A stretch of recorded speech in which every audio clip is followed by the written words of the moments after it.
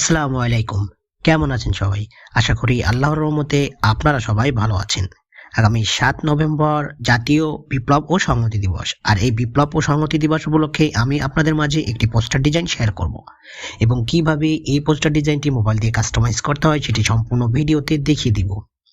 আপনি যদি আমার চ্যানেলের নতুন দর্শক হয়ে থাকেন অবশ্যই চ্যানেলটি সাবস্ক্রাইব করবেন এবং পাশে থাকা বেল বাটনে ক্লিক করে নোটিফিকেশন অল করে দিবেন। ভিডিওতে কিছু সময় পর পর একটি করে সর্বমোট 4টি পাসওয়ার্ড দেখানো হবে। সম্পূর্ণ ভিডিও দেখে পাসওয়ার্ড সংগ্রহ করুন। তো চলুন শুরু করা যাক।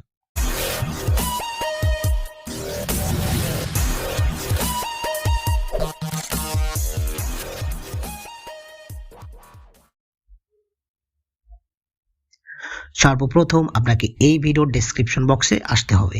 সেখানে ডাউনলোড পিএলপি নামে একটি লিঙ্ক থাকবে। সেই লিঙ্কে ক্লিক করে আপনার ফোনে থাকা যে কোনো ব্রাউজার সিলেক্ট করে ভিডিও দেখে 4টি পাসওয়ার্ড সংগ্রহ করে পাসওয়ার্ডগুলো টাইপ করে সাবমিটে ক্লিক করবেন। তারপর ফাইলটি ডাউনলোড করে নেবেন। ফাইলটি ডাউনলোড করা হয়ে গেলে ফাইলটি কাস্টমাইজ করার জন্য একটি অ্যাপস প্রয়োজন। অ্যাপসটির নাম পিক্সেল ল্যাব অ্যাপস, যেটি গুগল প্লে স্টোরে ফ্রিতে পেয়ে যাবেন। খুঁজে পেতে সমস্যা হলে আমি আমার এই ভিডিওর ডেসক্রিপশন বক্সে লিংক দিয়ে দিব, ডাউনলোড করে নেবেন। আমি আমার ফোনে থাকা পিক্সেল ল্যাব অ্যাপসটি ওপেন করে নিচ্ছি। পিক্সেল ল্যাব অ্যাপস ওপেন করার পর এই ধরনের একটি ইন্টারফেস আসবে। সর্বপ্রথম আপনাকে এই নিউ টেক্সটটা ডিলিট করার জন্য নিউ টেক্সটটা সিলেক্ট থাকা অবস্থায় উপরে ডিলিট অপশনে ক্লিক করে ওকেতে প্রেস করবেন, তাহলে ডিলিট হয়ে যাবে। এবার আপনার পিএলপি ফাইলটি অ্যাড করার জন্য উপরে 3 ডট মেনুতে ক্লিক করুন। সবার নিচে দেখুন ওপেন ডট পিএলপি ফাইল, এইখানে ক্লিক করুন। এবার সবার উপরে দেখুন ডট পিএলপি নামে একটা আইকন, এখানে ক্লিক করুন। আপনি যদি ফাইলটি ডাউনলোড ফোল্ডারে সেভ দিয়ে থাকেন তাহলে আপনার ফাইলটি এইখানে শো হবে। আর আপনি যদি ফাইলটি অন্য কোনো ফোল্ডারে সেভ দিয়ে থাকেন তাহলে এই অ্যারোতে ক্লিক করে ফোল্ডারটি সিলেক্ট করুন। ফোল্ডারটি সিলেক্ট করার পর ফাইলটি খুঁজে পাওয়ার পর ফাইলে একটি ক্লিক করুন। ওপেন অ্যান্ড অ্যাড, এখানে ক্লিক করুন। ওকেতে প্রেস করুন। ফাইলটি কিছুক্ষণ লোড নেওয়ার পর এবার ব্যাকে আসুন। আপনার ডিজাইনটি পিক্সেল ল্যাব অ্যাপসে শো করবে। এই ডিজাইনের প্রত্যেকটি লেয়ার দেখার জন্য লেয়ার অপশনে ক্লিক করুন। আমি এই ডিজাইনে যে লেয়ারগুলো ব্যবহার করছি প্রত্যেকটি লেয়ারে লক করে রাখছি। আপনি চাইলেই সহজেই যে কোনো লেয়ার আনলক করে নিয়ে কাস্টমাইজ করে নিতে পারবেন।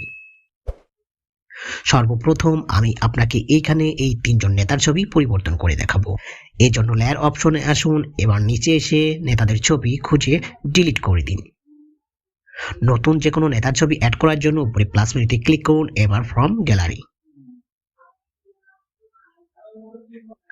আপনার গ্যালারি ওপেন হলে ব্যাকগ্রাউন্ড ইরেজ করা যে কোনো নেতার ছবি সিলেক্ট করুন। ওকেতে প্রেস করে ছবিটি রিসাইজ করে এই বৃত্তের ভিতর বসিয়ে দিন। এইভাবে এইখানে এই 3টা লেয়ার পরিবর্তন করে নেবেন।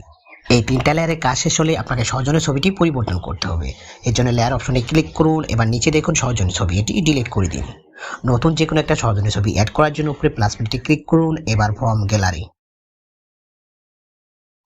আপনার গ্যালারি ওপেন হলে ব্যাকগ্রাউন্ড ইরেজ করা যে কোনো একটি সহজন্য ছবি সিলেক্ট করুন।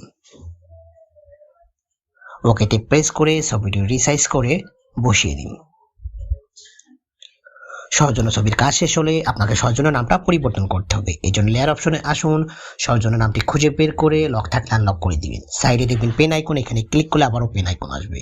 তারপর আপনার কিবোর্ড অপশন আসলেন, এখানে আপনার সহজন্য নামটা টাইপ করে ওকেতে প্রেস করে দিবেন।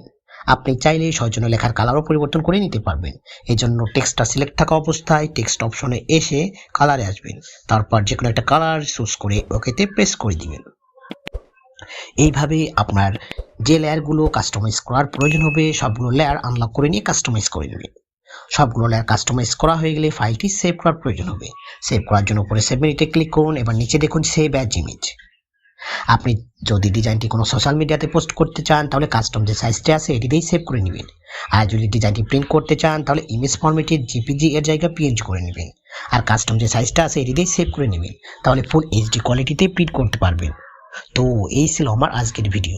ভিডিওটি ভালো লাগলে অবশ্যই লাইক, শেয়ার অ্যান্ড কমেন্টস করবেন এবং পরবর্তীতে কোন ধরনের ভিডিও চান অবশ্যই কমেন্টস বক্সে জানিয়ে দিন। আসসালামু আলাইকুম।